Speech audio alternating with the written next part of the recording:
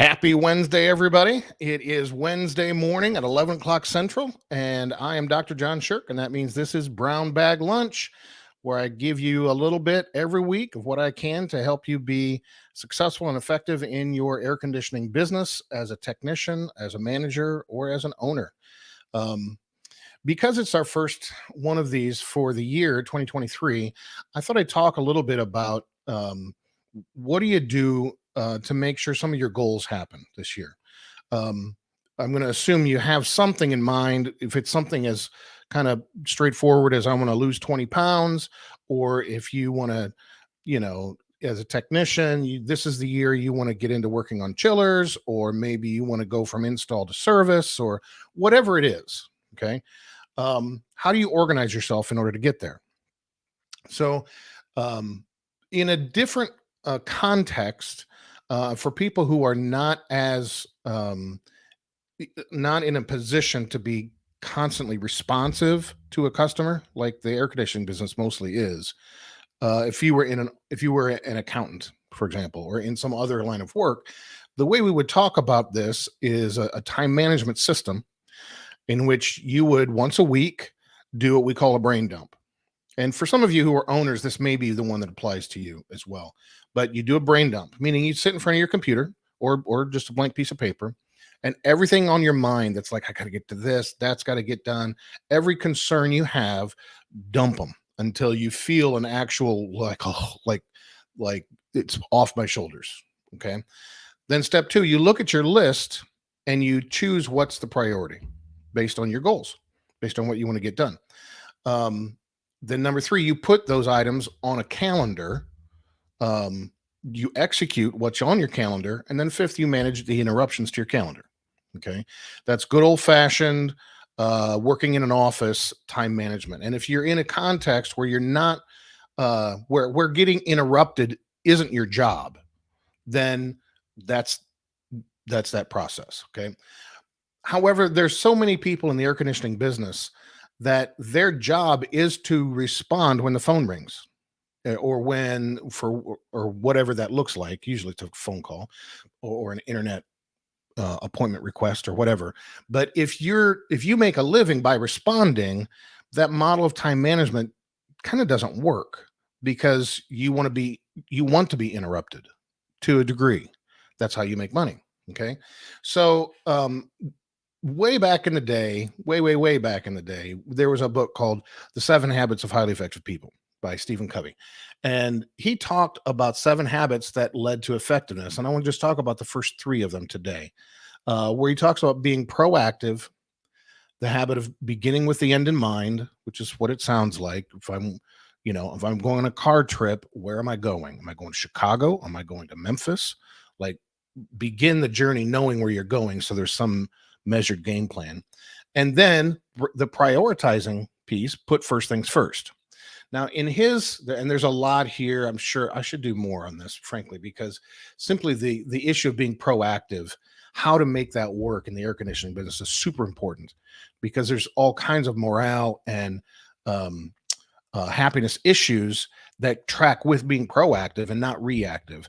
And so that'll be a talk for another time. But that issue by itself is centrally important. Um, but let's jump ahead to putting first things first. In Covey's model, and this is what I want. If you are in a business where you make money by being responsive, then here's how I want to recommend you take those goals that you have and get them done for the year. Because you if you wrote them down, it's more likely they're going to happen than if not. But just because you have something you want to happen doesn't mean life is going to play out that way, especially if you're in a responsive mode most of the time on purpose. Okay. Um, so the way Covey worked this out, he said there are behaviors, activities in your life, and they fall into one of four categories or quadrants. Some of you have heard this before, but it's not a bad thing to think about it again. And he contrasted things that are important and not important, and things that are urgent and not urgent. And you get four categories: important and urgent things, where there's a crisis, a pressing problem, a deadline driven project, or in the air conditioning business, somebody's got a hot house, There's an urgency involved, and it's important, right? The second category are important and not urgent. And this is where the proactivity piece comes in. And for a lot of people, this is where they will or will not meet those goals they set for the year 2023. The activities here are certain kinds of prevention or preventive maintenance itself is a quadrant two activity. Certain kinds of intentional recovery. Um, that it's important but never really urgent to get to the gym, for example, or to address certain things that are going to improve the quality of your life. So this is where, well, for now, that's quadrant two. Number three are things that are not important but urgent. This is generally generated by other people who, for them, they want a piece of you. And you have to decide what you're going to do about that. But if it's not important to you, the relationship is not important to you, then the skill set here is learning the words yes and no. Okay. All of your personal power, my friend, all of your personal power flows through the words yes and no. And how and why um, and when you use them is going to dictate a lot about how successful you are in the next year. Okay. And then the fourth category is not important and not urgent. And these are things like trivial stuff, busy work, certain kinds of mail, certain conversations over the water cooler. It's just a waste of time. Okay. So as you look through your life, you need to think about what activities fall into these quadrants. Okay. Are you spending time in not important but urgent and in not important, not urgent categories? Um, do you spend, depending on how your day is set up, do you spend time in the morning watching an hour of sports television that is not adding anything to you? It's not important and it's not urgent, but you're starting your day with it, right? Um, and then what are those things what are the actionable tactics? In other words, if I have a goal to lose weight, what is my method? And how can I integrate that into my life in a way that I'm doing what's important without it having to be urgent by me making it urgent for myself? Sometimes that's understanding a cost of inaction.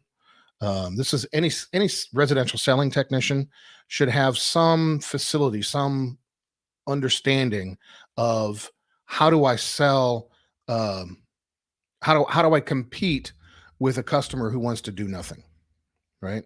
How do I sell against that? And it's usually talking about the cost of inaction. Well, what is that for yourself? How do you structure that for your own world? What is your own cost for your own inaction if you don't take the actions that are important but not urgent?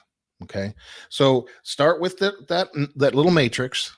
Put it up. Take a piece of paper, draw a vertical line and horizontal line, and write on one corner important and urgent, in another corner important and not urgent, and then in one more corner not urgent, not important but urgent, and then quadrant four not important and not urgent, and start thinking through what do I spend my time on?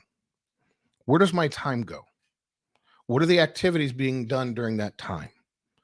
Um, there's what's happening time in the evening that maybe what you're doing now is just checking out, but it's not really recovery.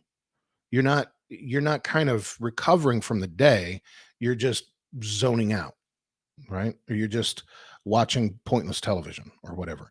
Maybe that's an area where you need to reclaim some of that time and move it over into quadrant two.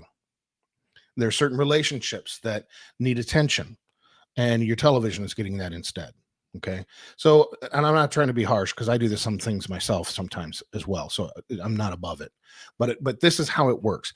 If your life is structured in a way that interruptions are how you make a living, then you can't be successful by eliminating interruptions, obviously.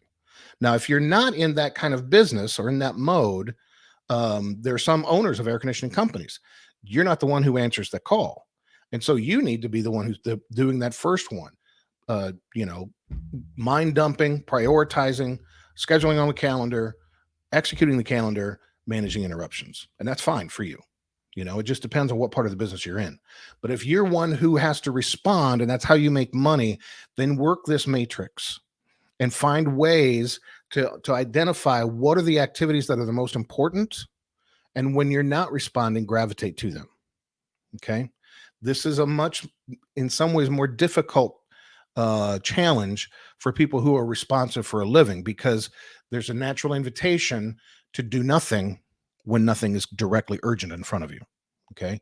But that's what we have to work against in order to meet those goals. So I'd love to talk with you more about this. I'd love to get to know you a little bit.